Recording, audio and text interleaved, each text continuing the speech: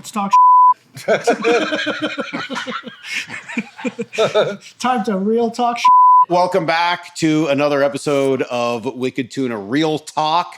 Mike Salk along with Jay and Dave, and this is the podcast. This is the video vlogcast, whatever we call them these days. Dave's the one who's hip to all the cool kid I'm glad he's having fun because I might not be having as much fun as you. Why? I'm just kidding. Did the Googans offend you? I mean, if anything, I watched you guys rewatch this episode. And this is the Googan episode. So we're going to get into kind of what that means and who those guys are. But you seem like you're kind of becoming a big softy in your old age. Now you're kind of into the Googans. Well, yeah, look, I'm the first to admit that we were all Googans at one time in our life. All right? We all had to learn. Okay? And anybody who says they're not, and the guys who think they are not, probably are some of the biggest Googans in the fleet, even when you see them on the show. Am I right? That's true. I mean, look, we all had to learn, and it is frustrating and aggravating, but truth be told now, if I'm worried about you coming out there on the weekend, Mike, I'm not saying you're a Googan, you may or may not be, that's your own personal business, but if I'm worried about you catching fish from out underneath me, it's time for us to hang up our oilskins and not call myself a fisherman anymore. Where does the term come from? Why are they called Googans? I don't know. That's what the old guys who taught me called them. I heard the story like greenhorns or weekend warriors. You know, Googan was a little bit new to my vocabulary. It feels a little more derogatory. It might be a New England thing. Yeah, I mean, weekend warriors, okay, fine. Those are guys that just show up. Googans feel like there's a little bit of malice. Like you guys, you don't like them. Yeah. It's a term you call somebody you don't like. They can be very frustrating. They do got every right to be there. But look, it's like driving in the traffic, all right?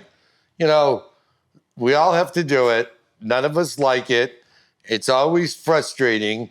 But what's important is ultimately you get to the end goal, which for us, the final destination is catching a fish. All right, I'm going to disagree with you. I don't think that's right. I don't think your analogy isn't quite right. Here's why. All right. When you're driving in traffic, we're all in the same boat. We're all casual drivers.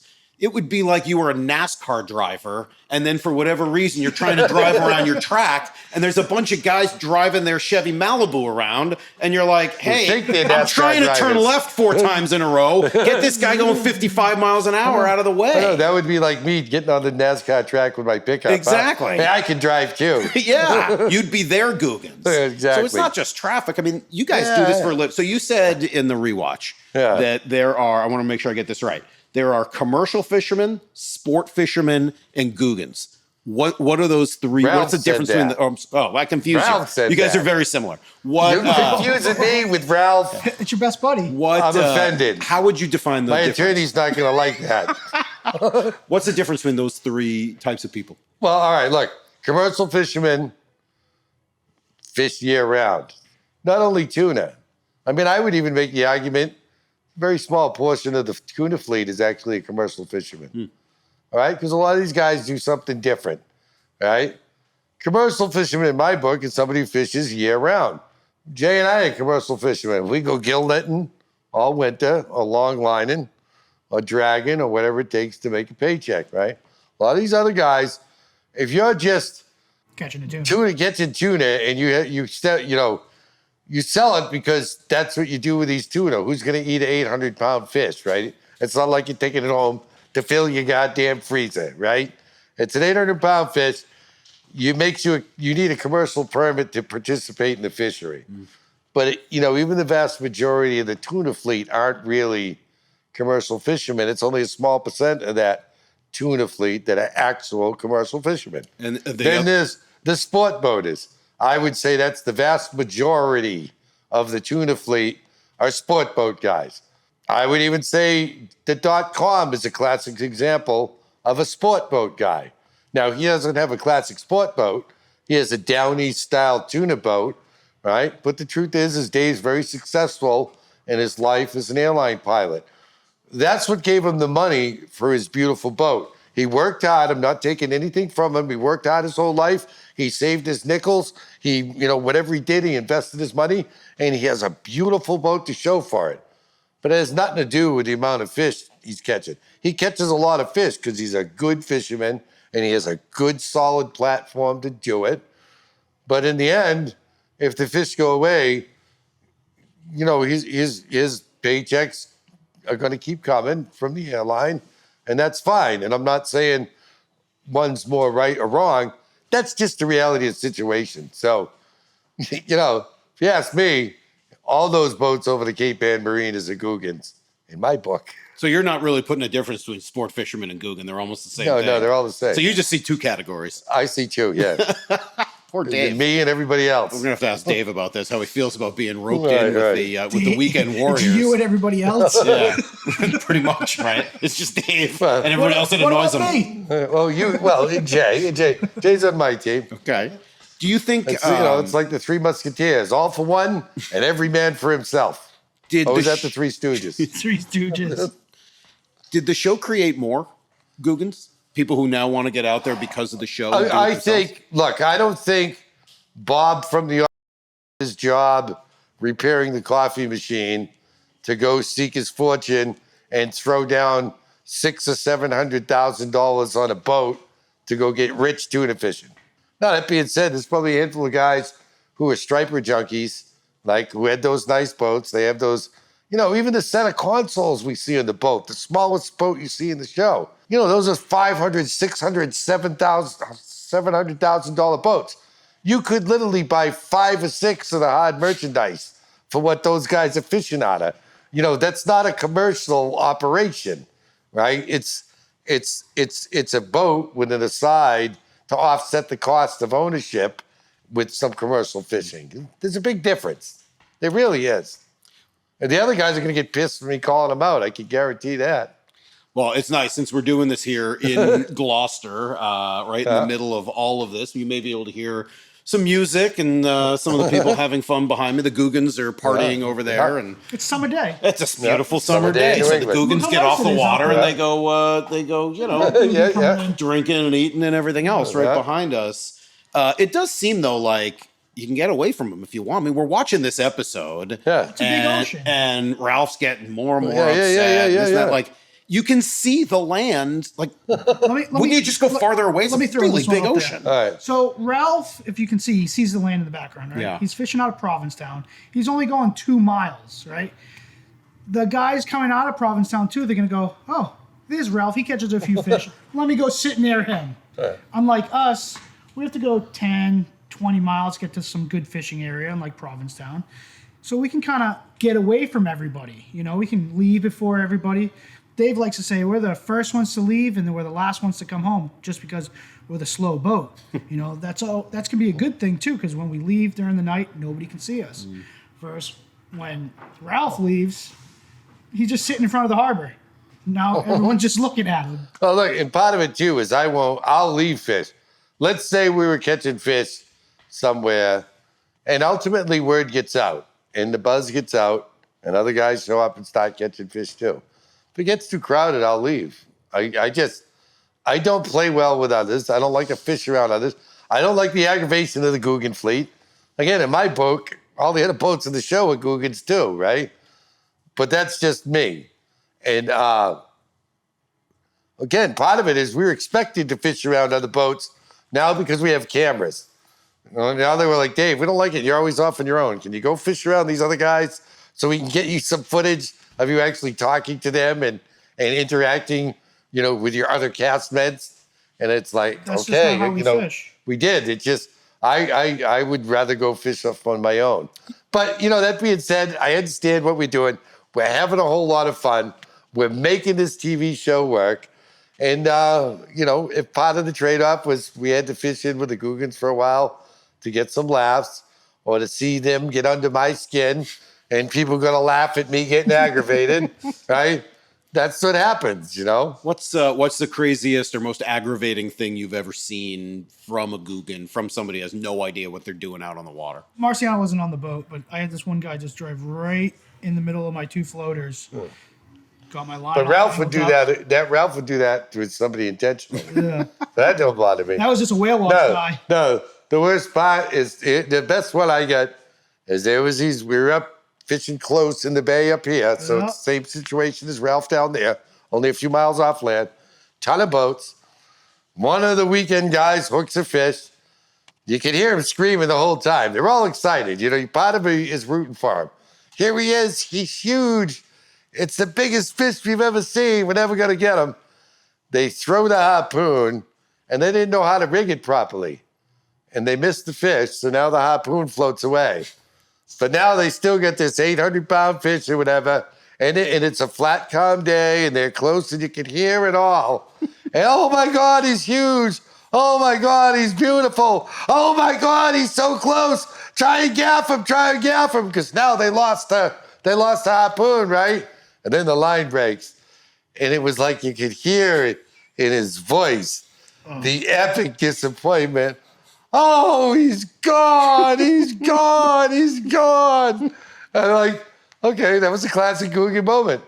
I felt his excitement, right? Because I get it. It was the first time they probably ever hooked one and got it that close. And I felt that epic disappointment because I've been there too. But it was just so funny because they were so close and he was so loud. Do you have any more? Do you have any more right to a space? I mean, if you are, No. you're doing this for your job, though. Right? If somebody else comes over there. And look, everybody squawks about that's my spot, and I really don't. My numbers, my spot, right? Now, here's the truth, right? If you go out and catch a fish somewhere, and the bank is long and has an edge, right? And we all have our favorite spot. And we like to think of them as our spots because, look, if you're fishing on a river and you catch a fish standing by a certain tree on that river, when you go back to the river, right, you're going to go want to stand by that tree just because you caught a fish there before, right? Well, the same thing happens out there, except, you know, there aren't no trees. We're going by geographical location. And, you know, we get it to, if you catch a fish on a certain location on the planet, you can't help it. You've heard us talk about, it's all about attitude and about feeling lucky, right? And if you're sitting on your numbers, which are your numbers because you just caught a fish there the day before, or you caught a fish there 3 days in a row, those are your lucky numbers now. Well, so I get that you don't But own you don't the really, spot. yeah, But yeah. I guess more once you're there and you've anchored, hey, this is now the spot that I'm in right now. Right. Are you entitled to a certain circumference of area without somebody showing up? There is a courtesy. Yeah. There's a level of courtesy, right? But look, what do you do with uncourteous people on land, right? If people get too close to you when you're waiting in line at the supermarket, right? You know, it annoys you, but are you willing to start a fight over it? No, you probably just move. Right, Go somewhere you move else. away, right? You move line. away, right? If somebody slams the door in your face when you're walking in the same store, right? Do you make a scene? Do you go, oh, all right, asshole? No, but right? sometimes, again, this is your job. And that's why I come back to the commercial fisherman part. It's one thing if .com comes over or somebody else you know or is in the same business as you, and now you're right and near they each do other. it. Look, now see, that's, again, Is that that's worse? It's worse because he's mugging you. We call that a mugging, okay? If he knows better, and we've all probably done it, myself included, maybe you just want to, you know, it's mugging or, you know, maybe it's giving somebody an elbow, right? Like, okay, you did that to me. I'm going to get even. Right. Right? Now you're doing it with intent.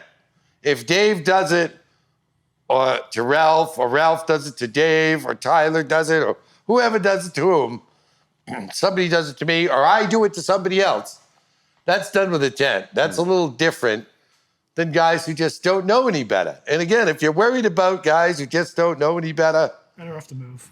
it's time for you to hang up your royal skins. Or move your goddamn boat.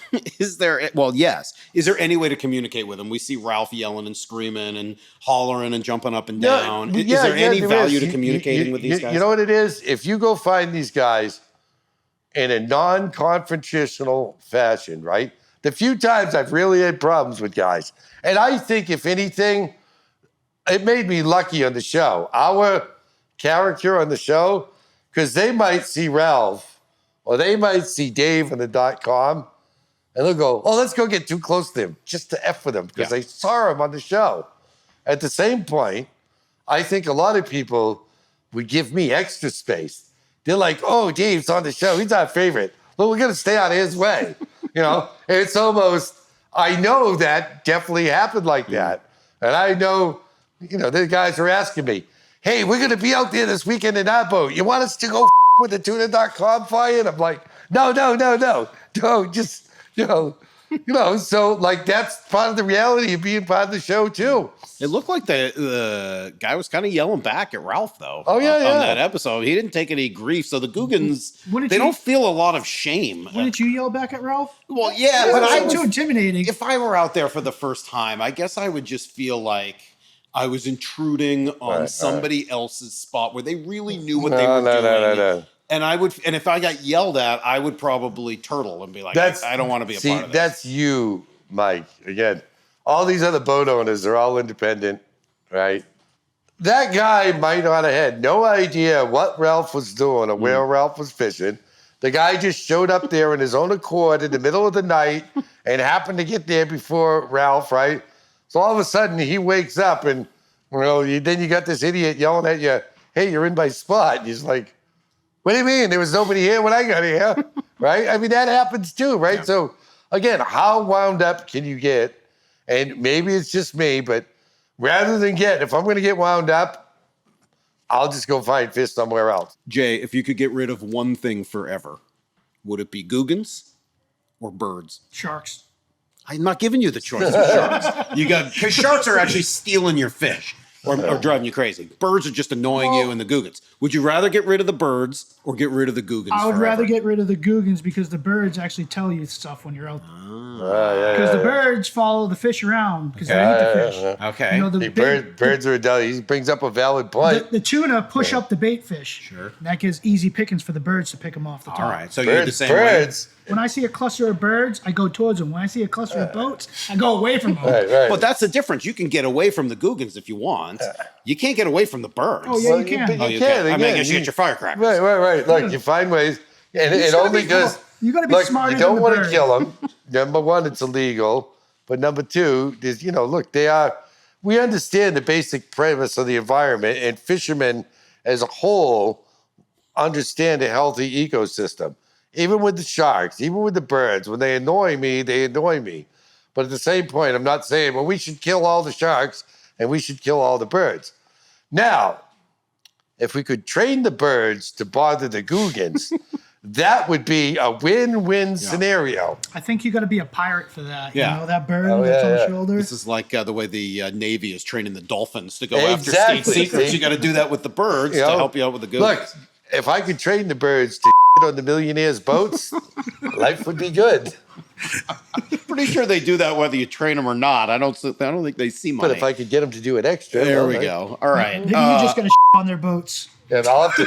Sometimes you got to take matters in your own hands, I guess. So I think one of the things that surprised me most, listening and watching you guys do the rewatch of the show, was that you didn't really know these guys ahead of time. I guess I had always assumed, and by the time I got into doing the Real Talks, you guys were a few seasons in. Even in episode 1, we talked about it. You call him Tricky Dave in season 1, episode 1. Yeah. So it feels as if you guys had all known each other forever, but really, that's not the case. No. Look, in real life, I knew who all these guys were, but I never spoke to any one of them, I don't think, before, other than maybe in passing, right? If we happened to be on the dock, but they tied up over the fancy marina. We tied up over the ghetto over at the railways. Because look, the reality is, again, where I tie up, those guys spend a month what it cost me a whole year to tie up over where we tie up, right? I don't need fancy. I don't need a hot shower. We climb down a rusty ladder that's barely hanging on. When you look under the building, half the pilings are gone. You see the building that I nailed the tails up on, right? The only reason I could do that is that building has been condemned for human habitation for 30 years because those tiles are asbestos tiles, and it's all in a big thing with the state and, the building being torn down properly. So that's the only reason why I can get nailing the tails up there, right? I mean, we tie up over there because it's dirt cheap. Because again, for me, it plays back. If I had to pay for a fancy dock, that's just thousands of dollars I can't take home to my family. or I can't pay my crew, right? So, it's a big difference between me and those guys. I saw you doing an impression of Paul. Do you do other impressions of captains, or is it just Paul? Hold on, maybe Marciano. He does this a lot. He goes.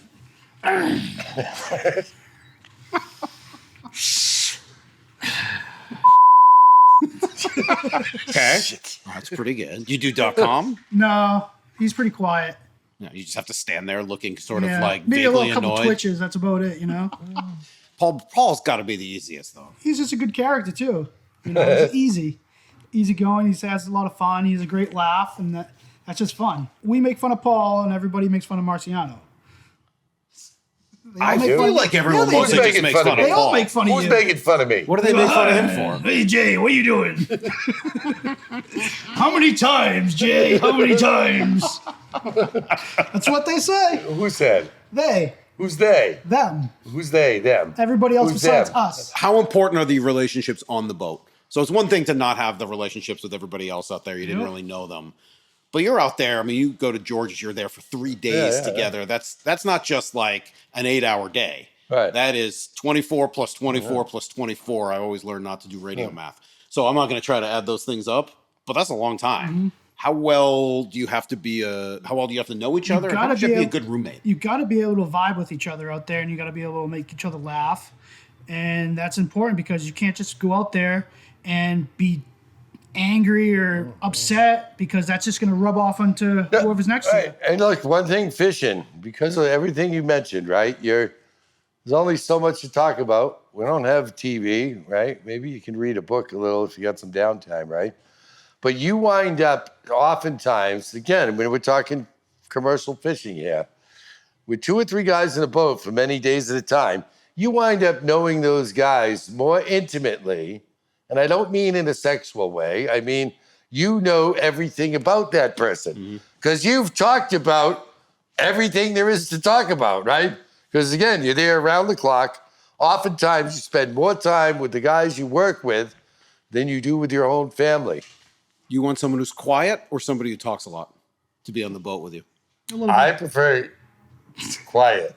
And then you ended up with So Jay. what did I Right. show? How'd you end up with Jay? How did Well, I Jay show was up? relatively quiet compared to Paul. Right. You Look, couldn't work with Paul. Paul, if they wanted me to put Paul in my boat, number one, I'd say, you guys aren't writing the checks with enough zeros. And there ain't enough duct tape in the world for me to get in a boat with that kid. Right. Now, Paul's a nice guy, but even Jay knows when I have my coffee in the morning, There's times when you need to shut the hell up. Yeah. there's time, when I have my coffee and my cigarette, and I say morning, but that's normally after a 2 or 3 hour nap because there's no real bedtime and there's no real, when you're on the boat, you're on the go. We live off of cat naps. But a 3 or 4 hour power nap, that's a whole new day for us. Become a pretty good napper. Oh, yeah. You can sleep on a dime I like to say I and don't. get up just as fast. He naps a lot, right? I just take a really long blank. So you're not actually asleep, just a quick. Yeah, just a Just quick shut the roll, eyes there and I'm good. for just a moment or so. Not only that, I mean, you say you got to know each other intimately. Oh, yeah. But that Bucket means buddies. That means you're Bucket doing all your buddies. business in front of each other. No, you know you're close friends with somebody, right? Because when we get a bucket, Where get is a little this bit of going? water, Where a little is bit this of going? water in the bucket, and then you do your thing, and then the other guy's gonna go really bad, and he's willing to sit down and go in the same bucket in the same water. It's never been me. That makes it you bucket buddies. It's never been Buddies. Yeah. It's Let's just ask like him. life on shore. We should ask No, it him. isn't. How many? No, that's not like life on shore at all. Listen, How many there's bucket buddies does nothing, he have? there's That's the next question. nothing more comforting yet disturbing than a warm seat in a public bathroom. How many bucket buddies have you had? Oh, why, Jay? You jealous? I'm just wondering how weird you are. Yeah, I would like to clarify again. Nothing like that about land. Nothing. Zero. Zilch. What do you mean? You were not Everybody's bucket buddies with everybody on land. Yeah. I mean, I stay at a hotel with my wife. I go downstairs and use the lobby bathroom. I don't want any part of it. Oh, You guys are because doing it in front of each other. I do that too because I don't want to horrify my wife. Well, that's what I was thinking. So but you I watch enjoy, Monty. But I enjoy finishing my Horrifying coffee, crew. watching the other patrons of the hotel come out after that indoor experience. You watch And Monty they- out there with his wife. So you have to, not only do I not want to poop in front of my wife, I don't want to even believe my wife poops, let alone see her do it. Well, that's funny. Don't ask me. Look, Nancy comes out with me all the time. And? She doesn't poop. Exactly. Boat, right? Isn't it amazing I that don't know women how don't she poop? does that. Yeah. Don't ask me how. Don't ask me how they do it. And I won't say she never pees, but very rarely. I don't know how they do it. Me neither. But then again, I don't know. It's a miracle of the water. I'll poop anywhere, anytime. Great to hear. You want me to do it right in the I really table here don't. right now, Mike? No, I got to say, we don't have enough time. There are not enough zeros in my check for that to happen also. You guys, sure? I can prove it. I'm quite sure. You can come on the boat and check it out. No, I don't think the smell does What it about for me. you can try out the bucket? The bucket? Yeah. As long as you're not serving food in the bucket later, I think we're all good. You guys talk about the mental game a lot, right? Yeah. Of sort of being it. And as you were talking, I'm thinking there are two things that this reminds me of. In some ways, it reminds me of poker. In some ways, it reminds me of baseball. So in poker, the sort of luck versus skill element to it, right? Poker players will tell you it's not luck, it's skill. You got to be good at playing poker. The same people win every year. But at the same time, you're still waiting for the luck of a card to come out. And it feels like you guys are doing that as well. Listen, another saying I have is I'd rather be lucky than good any day of the week. How much of it is luck? Well, look, it's a certain amount of luck, to get a bite. I won't say it's all luck, it's skill. You need skill to actually land them. But there is luck every now and then. An easy fish comes your way. You walk out, you're just getting started. You put the first line in. You've seen it happen to all of us over the years.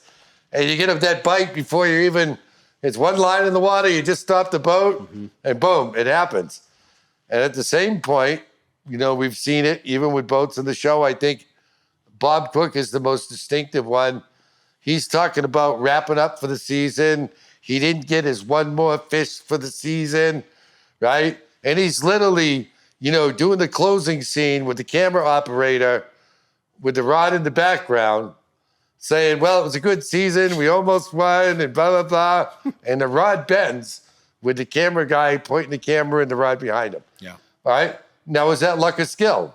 It was a little bit of luck. It happened. It went down that way. But he put himself in the right position in order to have the rod in the right place. And that was the skill. He had to be in the right area, the right zone. He didn't bring a banana on board, He didn't bring a banana. Smart, unlike this guy earlier. But again, Dave on the .com, Dave on the .com doesn't believe in the banana stuff.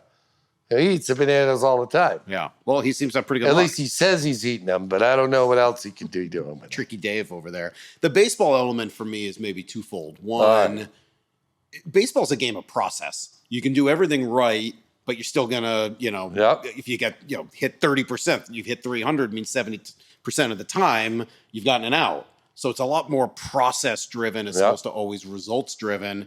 It's also really hard to get the last out of a baseball game. And ask any closer, that last out's real hard to get. And you guys talk a lot about the last 50 feet or so being where you lose a lot of fish. So I see a lot of baseball in what you guys do also. Yeah.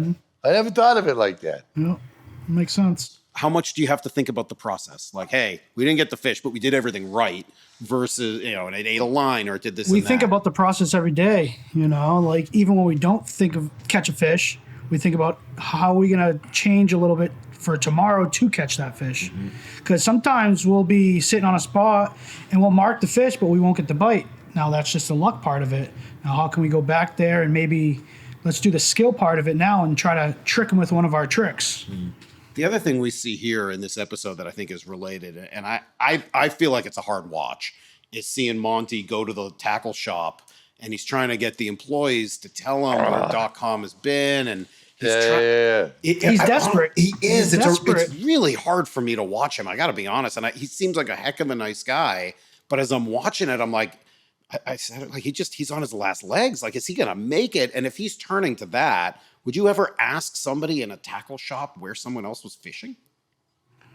Well, they might blurt it out, but I don't know. No, look, that was hard to watch. I don't know. And who knows how much and again, I get nothing ill against Monty and Donna. He had his time. But yeah, he had some hard luck. I never felt like he got a break while he was participating. And I don't know the exact details of why he didn't stay around, right? I don't know if it was personal or It had something to do with something else. And Well, look, we're all subject to being picked up, right? I don't know Billy well enough to ask, right? So I don't know what the whole details were, but whatever it was, I felt like the guy never got a fair shake. And I know that because I'm telling you, Jay and I know, I swear a few times, it could go either way. We've had to put the cameras on the boat and we start catching fish like we weren't. And the other times we're catching fish, we're knocking it out of the park every day. And they bolt those cameras to the dashboard and you go dry. So I don't know. Is that luck or is it like the banana thing? I just don't know. Yeah, look, I'm not a TV executive. I don't know why he's not on the show either, but I would imagine it's because it's hard. Just as a viewer, you're watching him and you're watching this guy struggle, and that moment is the one that just gets me because he feels like he's hit rock bottom and he's just like so desperate. What kind of a role do the shops on land play and the shop owners? Like how big a part of your ecosystem are they? Oh, look, they're everything. They get you what you need when you need it. They're like the crack dealer, right? If we hear about the latest thing, the newest hook, the fanciest leader material, right? And you go in and you whisper it to him. Hey, I want to get some of this. Do you know where to get these? He'll go, I'll get it for you. Of course he will, because he's going to make his money getting it, right? And, you got to give him credit, because if you're onto something new or onto something hot, it's the unwritten law that he's not going to tell what you started doing. You know what I mean? Like, that's the unwritten rule. You know what I mean? The crack dealer can't rat you out, right? Right? Now, because he's depending on, well, Dave will sell some people this, and Dave will tell some people he was using this, and Dave will also tell them where he can go get some. And that's where it's beneficial to him. But again, if he goes before his time, he's going to lose that opportunity. And next time, I'm going to go to a different tackle store. Yeah, it's interesting. He's a legend, right? And you kind of mentioned that a few times, that Monty was a legend back in the day. Yeah. I don't know how old he was when, 13 years ago when this was filming, but I'm guessing he's not that much older then than you are now, 13 years later. Is that a cautionary tale for you at all? I'm trying to make sure you don't fall into that spot. Possibly. Look, I've seen it not only with Bill, but with other fishermen, right? We have their peak. We have their climax. And maybe I've reached mine. Look, I think I had my peak years long before Wicked Tuna ever happened. I had my peak years when, in a similar situation, Tyler, you're going to see in upcoming seasons. New boat, new gun, young guns on the show, right? I was 23 when I got my first boat, just like him. I wanted to show all the guys that I fished with on deck that I could do it too, right? So I went out there full of piss and vinegar, had an attitude because I wanted to show everybody I could do it better. And in many cases I did. My crew was making a pile of money, but they quit because they didn't have any time on shore to spend the money. All stuff we watch happen on Tyler's boat. So, well, that's so nice that you no longer have the piss or the vinegar, because I really don't sense any of that from you. Now you're so sugar and sweet, sugar and spice, and all things nice. Well, the now piss I and like vinegar's all gone from him, Jay. Isn't that nice for you? Definitely not gone. There's still a little. Now look, that's which is left? Which is there more of? That's what I got Joe and Jay for, right? Because now, let's face it, they're the next generation. Jay and Joe are both licensed captains. They literally run the boat more than I do these days, right? We have two boats. Jay and Joe kind of run that boat. I have a second boat that I run. But I definitely don't, look, I don't have to work 7 days a week anymore. And you know what? It's because of all of this that I can say, I don't have to work 7 days a week anymore. Okay? 5 is enough. You know what I mean?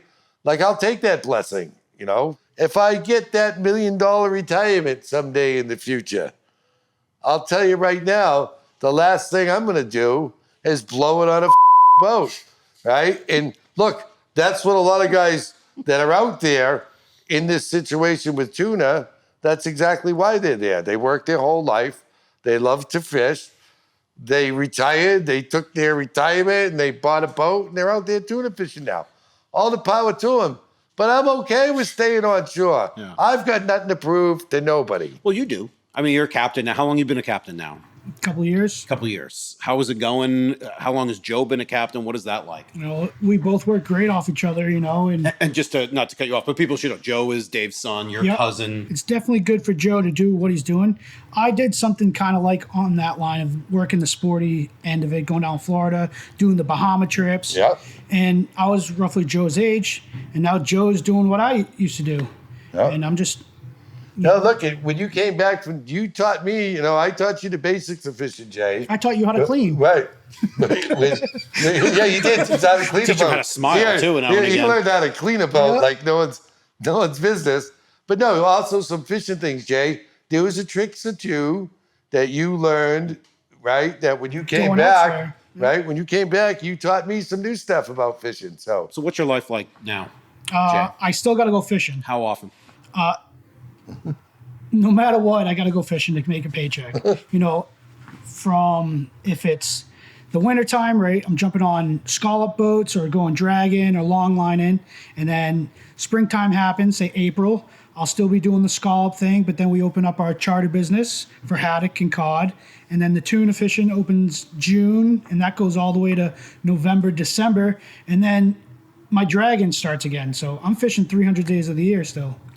And the charter business is what, people coming in and they want you guys to take them out on the water? Yeah, they come in and we go fishing for the day, and we got a bunch of good eating fish at the end of the day. Or it's not just tuna. Obviously, Right. people chartering us for tuna is a big part of what we do with the notoriety of the show. But, in New England here, we also have, like a fantastic haddock fishery, which is a bottom fishery. It's not as exotic as tuna fish. They're little fish, 3 to 5 pounds. And it's not terribly exciting, But they're everybody's wonderful eating. Everybody's got a Yeah. rod in their hand too. It's not just sitting around waiting for the big bite. Right. Everybody's reeling up fish all day, And those are very, very popular trips. and you never know what you're really going to catch down there. If it's a haddock, cod, could be a halibut. There's a lot of good eating fish down there. That's great. Just don't throw the fish in the bucket when you're done. You know where that bucket's been. You No, want to we make, had- we make had- sure you have We separate got- buckets. We got designated. All right, buckets. different color buckets. So But you for say. for you, they go in the same bucket. Great. That's why I don't get on a boat with these guys. What about when you're not fishing? What do you guys do? I mean, what do you like to do when you're single? I definitely like to travel a little bit, but like I Do said, you go fishing when you travel? absolutely. You can't get away I'm from planning it. on Busman's going. You're addicted to holiday. it. I'm planning on Busman's going down to holiday. Florida. I'm going to do some fishing down there. If not, I'm going to jump on a boat and go to work. I do that. Or if it's wintertime, cold, I do like to get on the mountains and go snowboarding, camping and hunting and stuff. And, I lived in Alaska, so I was living off the land, and I like to do that. And if it's even just a walk in the woods, I enjoy that. You, Dave, are you starting to Well- catch up on some of the things you missed Yeah, for the last yeah, 40 no, years? Tell them about What- tell them about your skiing experience. My skiing experience. The You got last on time he went skis? skiing, What? he told me his last time he went skiing, he did a yard sale and had to walk down the I whole was in my mountain. 20s, Jay. That was the last time he went skiing. That was the He last went time I went skiing. skiing. And That's I why he was had to do sore the anything else. entire winter from getting injured on the ski slope because total yard sale. No, look, what I like to do is me and my wife jump in the truck with the dog. Like last fall, after tuna season was over, we jumped in the truck. We drove down to Venice, Louisiana, and went fishing for red drum, which are, very exciting fish to catch, similar to maybe striped bass up here, or they might be similar to salmon that you might catch up your ways. Hard fighting, a lot of fun. It's sight fishing. You drive around, you see the schools of them, or you see a single and you cast.